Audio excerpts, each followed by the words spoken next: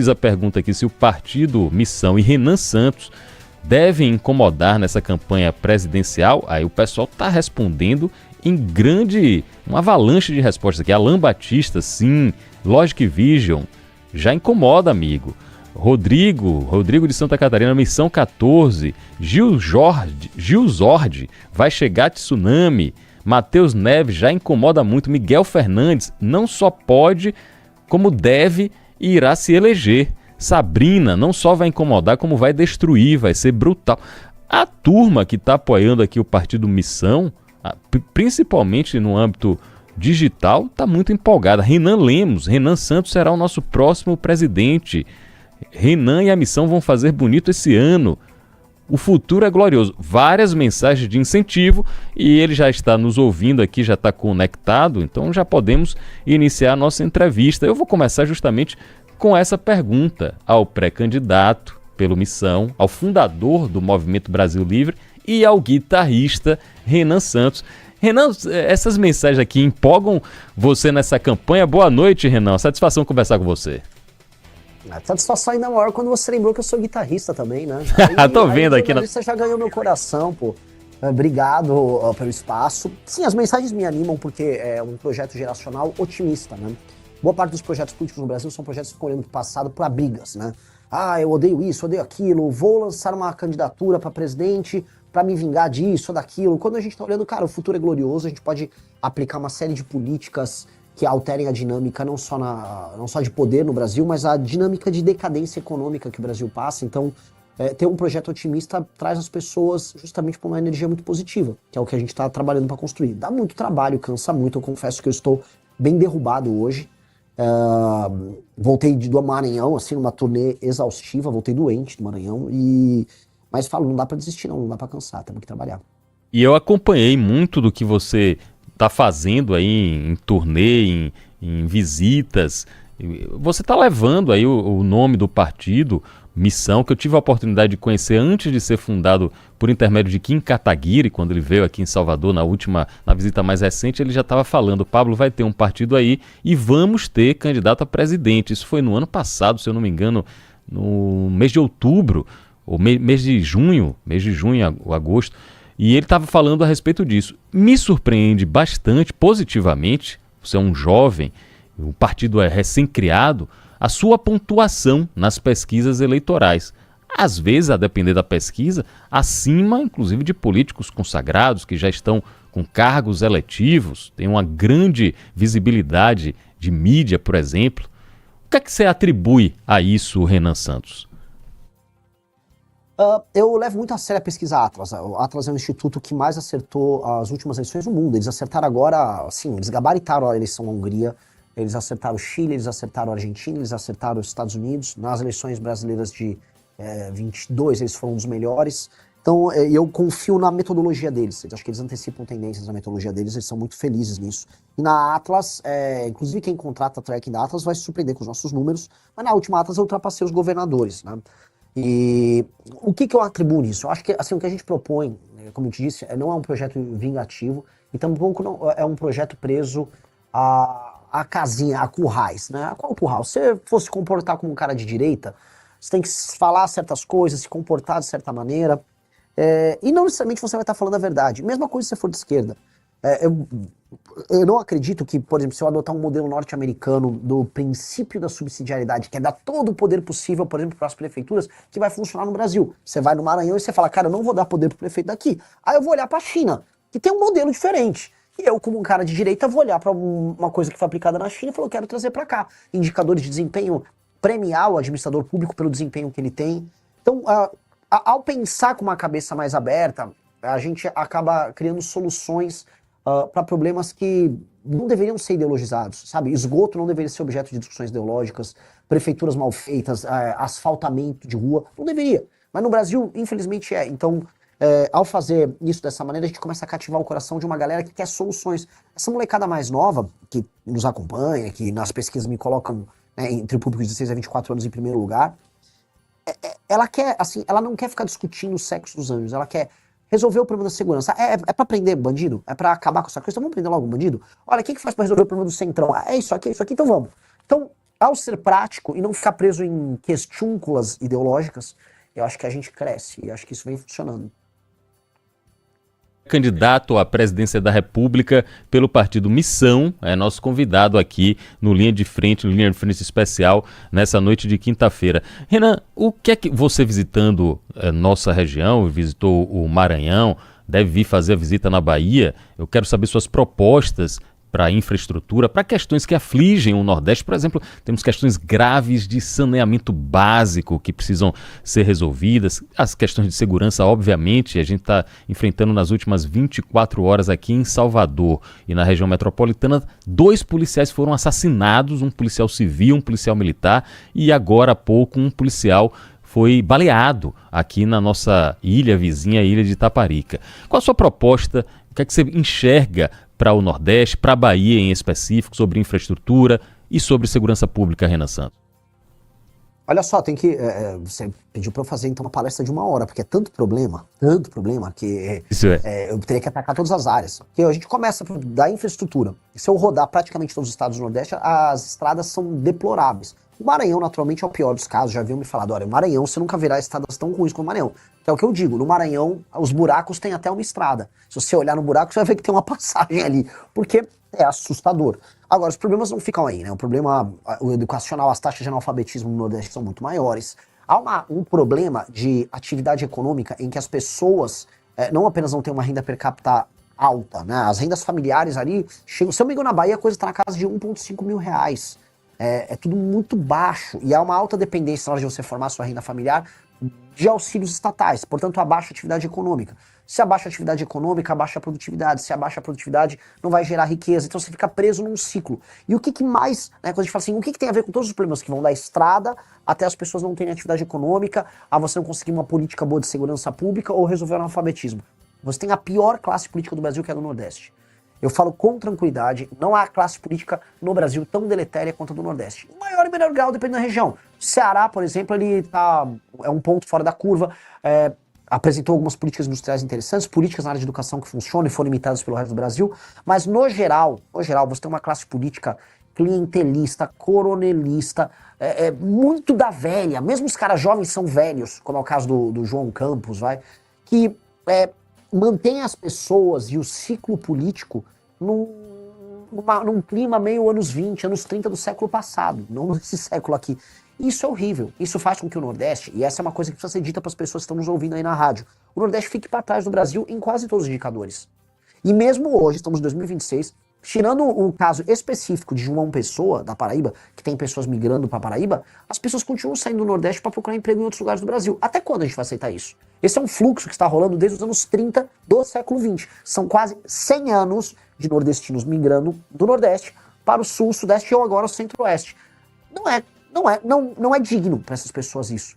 Então a gente precisa dar um basta. E esse basta vai começar mexendo nos sistemas de incentivo da classe política, ou seja, o que faz uma pessoa entrar na política e como a gente mede o desempenho dela. Não pode ser só o voto, é uma dica. O político tem que ser avaliado por entregas na área de segurança, infraestrutura, educação. E se o político não entrega isso, especialmente os prefeitos, ele fica inelegível, porque tem um outro problema, que aí eu vou jogar aqui também para você, que é um problema grande, que é o problema da compra de voto. O Nordeste, compra de voto acontece no Brasil inteiro, mas ela é a regra no Nordeste. Compra de voto tem até na cidade dos meus pais, Vinhedo, que tem um IDH altíssimo, uma cidade rica no interior de São Paulo.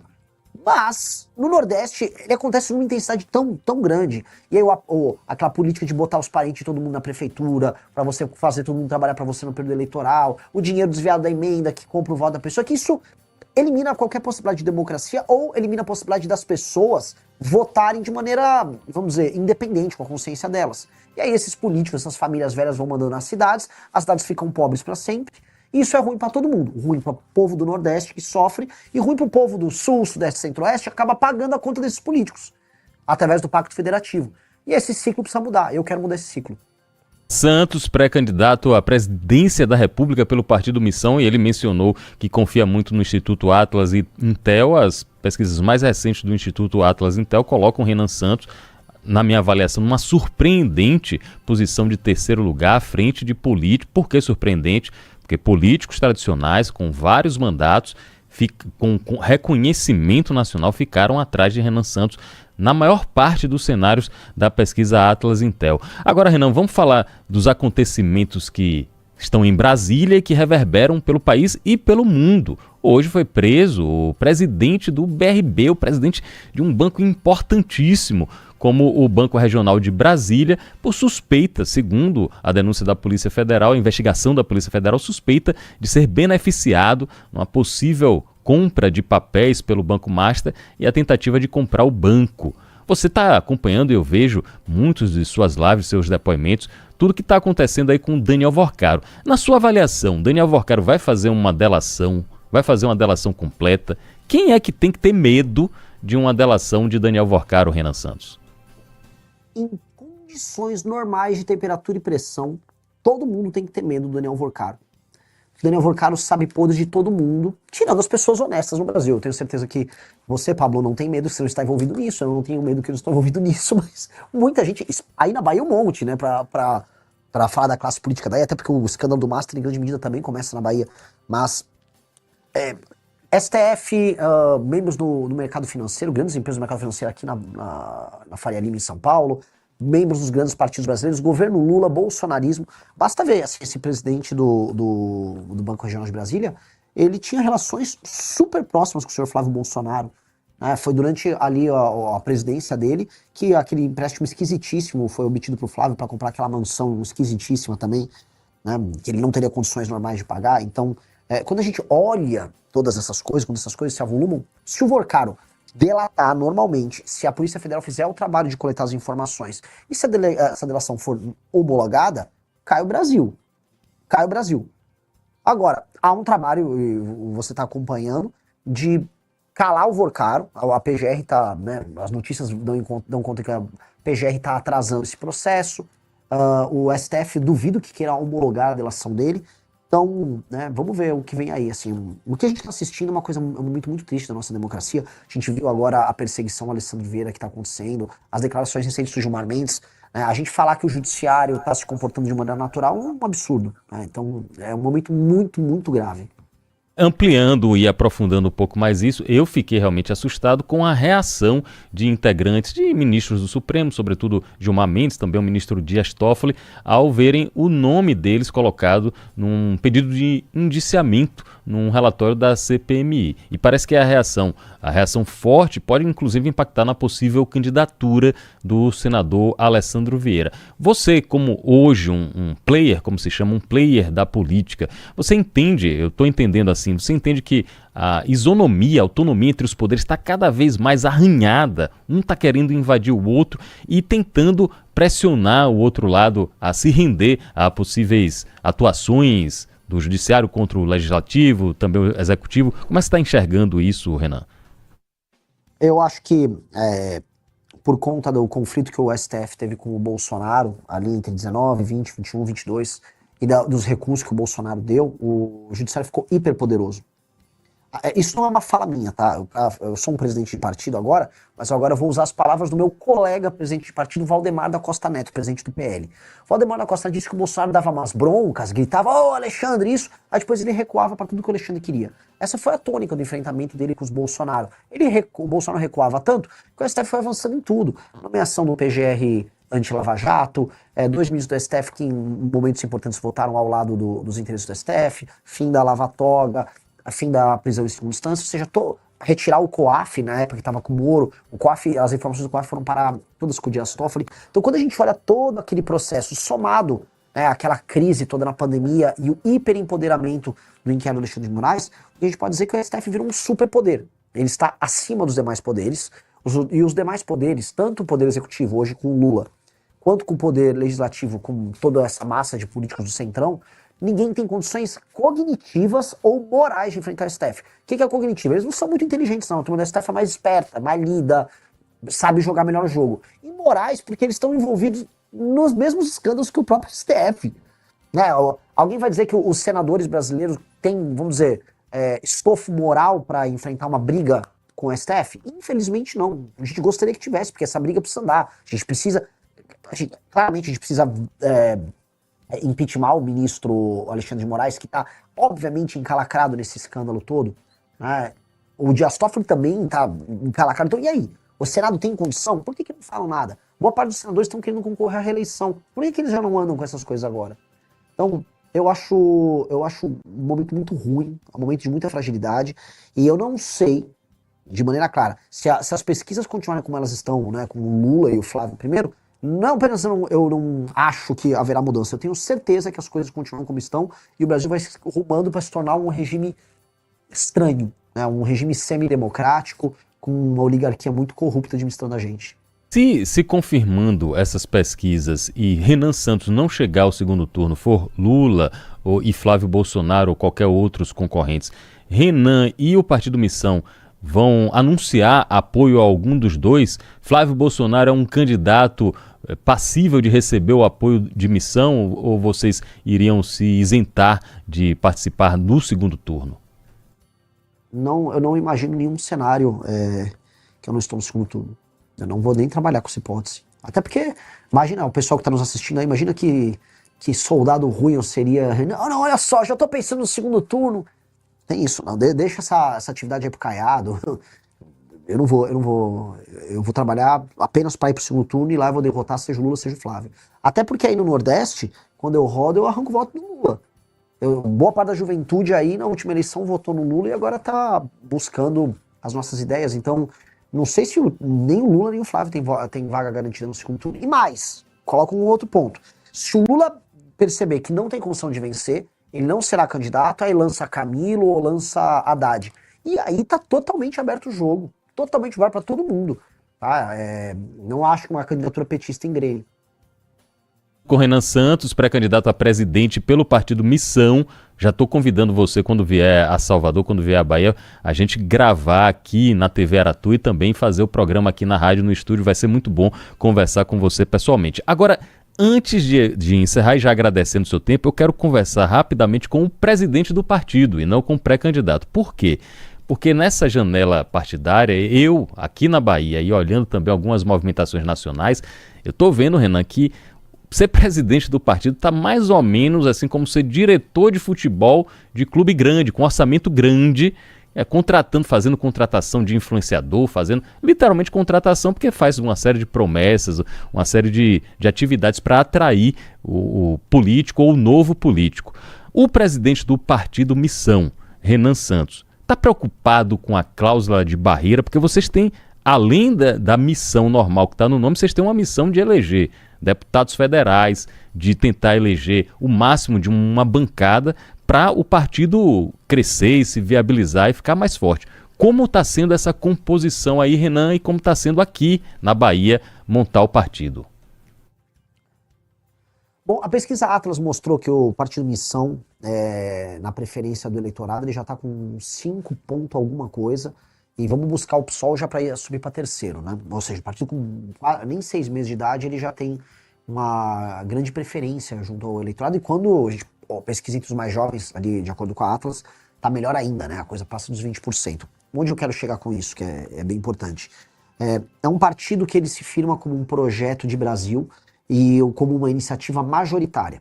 E sendo uma iniciativa majoritária, ele tem que se valer das suas ideias e dos seus candidatos. E nesse sentido, eu não vou ficar desesperado em passar a cláusula de barreira, porque isso iria destruir a própria ideia do partido, e aí o partido, como projeto, morre. O que eu quero dizer, para traduzir para quem está nos ouvindo, a pessoa, o dirigente partidário comum, ele vai chamar o maior número possível de influencers bizarros, de caras do centrão, caras que tenham grana, e vão ficar fazendo propostas e entregam os diretórios estaduais para essas figuras ficam no diretório estadual e prometem eleição federal e estadual, isso ajuda na conta do partido. Nós não fizemos isso. Então, se eu fosse falar assim, minha preocupação como dirigente no sentido de passar a cláusula de barreira, qual foi? Ter os melhores candidatos alinhados com o que a gente pensa, absolutamente nenhum candidato nosso vai fazer campanha para algum outro candidato a presidente ou vai defender uma ideia que não seja uma ideia nossa. Essa pessoa, no meio da campanha, se ela fizer isso, ela vai ser reprimida dentro do projeto. O projeto é muito claro, um projeto de um partido político alinhado, como acontece em qualquer democracia séria no mundo. Então, nós só vale a pena passar a cláusula de barreira se o nosso projeto passar a cláusula de barreira. Se eu precisar virar outro projeto para passar da cláusula de barreira, significa que o meu projeto é ruim, portanto que ele não tem espaço na sociedade civil. Então eu vou testar o meu projeto. E aí eu fico minha crítica, não só os partidos centrão que não tem nenhum significado e só querem passar a cláusula de barreira porque sim, né? Ou até, por exemplo, o Partido Novo, que surgiu de uma ideia legal, bacana no início, e que hoje ele é um puxadinho do bolsonarismo só para tentar passar causa de barreira, que é um negócio meio desonesto. É A gente isso. está conversando com o Renan Santos, agradecendo aos milhares de youtubers, os milhares de fãs aqui de Renan Santos que estão acompanhando também pela internet, pelo YouTube. Renan, você já, pela grande visibilidade que o partido e que sua campanha, sua pré-campanha estão tendo, você já deve ter recebido algum convite, alguma conversa aqui da Bahia, de qualquer um dos candidatos, para um apoio, para chegar junto, digamos assim, para colar com algum candidato aqui na Bahia. Já teve isso e quem foi, Renan Santos? Já teve umas conversinhas assim, mas eu não tô levando muito à frente, porque eu não acredito nesse jogo. Se eu precisar fazer esse jogo, quer dizer que meu projeto é ruim. O que eu quero dizer, não é que eu sou marrento, de maneira alguma, eu sou uma pessoa super leve no trato. A fama de Renan, brabão, doidão, é mais uma fama do que uma condução. Eu sou uma pessoa simples e confiável no trato. O meu ponto é, eu quero interferir de maneira positiva nas eleições, eu quero ganhar a eleição para presidente, eu quero fazer bancada dos estados, eu quero eleger governadores. E o meu papel aí na Bahia será determinado pelo tamanho da minha mensagem na Bahia. Então antes da Bahia eu vou chegar, vou fazer igual eu fiz no Maranhão, eu vou rodar a Bahia inteira e eu vou bater em quem precisar bater e vou elogiar quem precisar elogiar. Se tiver uma boa iniciativa numa cidade no interior da Bahia de um prefeito que, sei lá, é do PSD, por mais que o PSD não vai estar comigo em nenhum momento, eu vou elogiar. E se eu precisar bater num cara do PSD, do PT, eu vou bater. E vai ser a mesma lógica, porque o que importa é tratar dos problemas baianos dentro da lógica do sistema de valores nosso. E dentro desse sistema de valores, aí a gente vai estabelecer uma régua não só moral, mas uma régua valorativa. E aí isso vai ajudar o eleitor a pensar como a gente, e pensando como a gente, naturalmente ele vai ver a gente como uma alternativa. E aí depois eu converso, porque eu acho que o mais importante é o seguinte, como o meu projeto é melhor, eu quero ver, antes de tudo, candidatos a governo endossando minhas propostas. Endosso minhas propostas, falar, o Renan tem uma proposta muito boa e quero endossar. Eu gostaria de ver isso primeiro, da parte deles. O pessoal do Maranhão duvidava, né? Achava, esse cara é só um doido. Aí o doido foi lá, foi um rebuliço. Hoje tá o tal do Braide, prefeito de São Luís, desesperado, explicando que ele não deixou o bairro sujo, não sei o que. É isso. Pô, se vocês quiserem conversar e endossar minhas propostas, nominalmente, o Renan tem uma proposta boa, vale a pena a gente apoiar, pô, eu vou dar, inclusive, luz pro cara. Falar, que legal, esse cara de outro partido tá fazendo isso. Só que eles não gostam. E é aquela coisa que eu falo, Pablo, se não é pelo amor, é pela dor. Às vezes eu vou lá e vou falar do problema do município do cara, o cara vai tomar um susto. Não quero brigar com ninguém, só quero falar a real e apresentar nosso projeto. Renan Santos, 42 anos, fundador do Movimento Brasil Livre, fundador do Partido Missão, pré-candidato à presidência da República, nosso convidado aqui no Linha de Frente. Para finalizar, eu quero saber a história lá que eu li no site Metrópole de um vazamento, inclusive eu já vou repudiando aqui, vazamento de conversa. Isso aí nunca tem um objetivo republicano, é muito grave quando eu vejo esse negócio de vazamento de conversa de grupo de WhatsApp. Mas estava lá publicado no site Metrópolis e estava dizendo, atribuindo a você uma declaração sobre o uso de cogumelos mágicos. Até eu fui procurar com um médico especialista amigo meu e falou, Pablo, tem muita gente já fazendo o uso de microdosagem com acompanhamento médico do termo técnico psilocubensis. O que foi que houve ali, Renan? Quem vazou essa história? Com qual interesse? E afinal, o que são os cogumelos mágicos, Renan Santos? Olha, o cogumelo mágico é um cogumelo que a humanidade já usou. Eu até fiz uma revista sobre eles. O ser humano usa ele de maneira religiosa há milênios, né? E agora a medicina está descobrindo um papel que ele tem regenerativo sobre as conexões neurais, de modo a tirar pessoas da depressão, da ansiedade. A gente cria curtos-circuitos mentais, esses curtos-circuitos, devido à repetição, nos levam a ansiedade, gatilhos, etc. E aí hoje existem inúmeros tratamentos alternativos para fazer enfrentamento a isso. Lá nos Estados Unidos tem muitos papers sobre isso. A microdosagem que você citou são as pessoas que fazem o uso para aumentar o desempenho delas, não só criativo, mas desempenho de trabalho. Eu, por exemplo, quando eu tô bem, eu fiz essa microdosagem, eu precisava escrever artigos para nossa revista e funcionou super bem, eu fiquei super produtivo, é uma coisa boa para trabalhar. Boa parte da galera, inclusive na Faria Lima, faz uso disso. Quando não é isso, toma um remédio horrível, tarja preta, que é o Venvance, que eu não recomendo para ninguém. E é basicamente isso. Não é legal, o cogumelo basicamente é um cogumelo que nasce no cocô da vaca, para não falar palavrão aqui, né? Nasce em qualquer lugar. E sim, cara, eu já experimentei. E o que as pessoas não vão ver é eu dando uma de político mentiroso, enrolão, chegando, não, eu vou ver, vou mandar periciar. Não, eu falei mesmo, vazaram, uma pessoa mal intencionada, canária, quis vazar, achou que ia me prejudicar e não prejudicou, muito pelo contrário. A revista que a gente fez sobre a direita psicodélica norte-americana vendeu muito, e essa discussão que envolve não só o uso medicinal da psilocibina, mas também o canabidiol, que pode ser utilizado, por exemplo, no enfrentamento da epilepsia, começou a ser debatido e eu acho isso legal pra caramba. Acho que eu gostaria de ver esse tipo de substância sendo usada de maneira controlada no SUS. Eu acho que são opções que a gente tem de tratamento que podem ser muito úteis para um mal que acomete especialmente os mais jovens, que é o mal da depressão e o mal da ansiedade. Então, basicamente isso. Eu não fico nem um pouco preocupado com esse assunto.